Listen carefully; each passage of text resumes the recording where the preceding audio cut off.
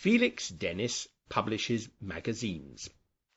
He is, in fact, a very successful publisher, and his magazines have made him very rich. He is one of the richest people in Britain. He has written a book about how to get rich. Unlike most books that tell you how to get rich, Felix Dennis's book tells you that there are no simple ways to make a fortune, and that you have to work very hard and take big risks. Felix Dennis also writes poetry. Personally, I do not think his poetry is particularly good, but many people disagree with me, and his books of poetry sell very well.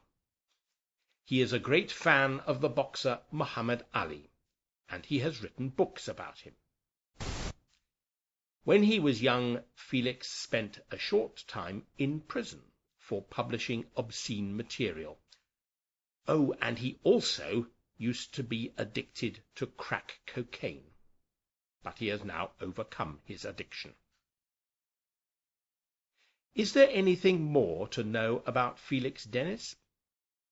Well, last week the Times newspaper published an interview with him, and in the interview Mr. Dennis revealed that he had once murdered someone. The man he had murdered had been abusive to a woman whom Felix Dennis had known. "He hurt her," he explained, "and I told him to stop, and he kept on. Wouldn't let her alone. She told him to stop. I told him to stop. Many people told him to stop. Wouldn't stop. Kept on, and on, and on." So what did Felix Dennis do? In the end, had a little meeting with him. Pushed him off the edge of a cliff. Weren't hard. The interview asked where this had happened. Don't matter where it was. And when? About 25 years ago. I'm sure you have noticed something strange about the way in which Felix Dennis speaks. He often leaves out the subject of his sentences. For instance, he says, "wouldn't stop," instead of "he wouldn't stop." And he uses some incorrect verb forms. He says, "weren't hard," instead of "it wasn't hard." Can you turn Felix Dennis's story into correct English?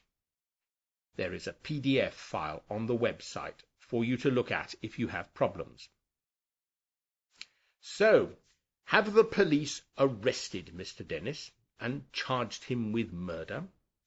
Will his career end with a second, much longer time in prison? Well, no. Felix Dennis has said that when the Times interviewed him, he was drunk. In fact, he was very drunk. His story about murdering someone was hogwash.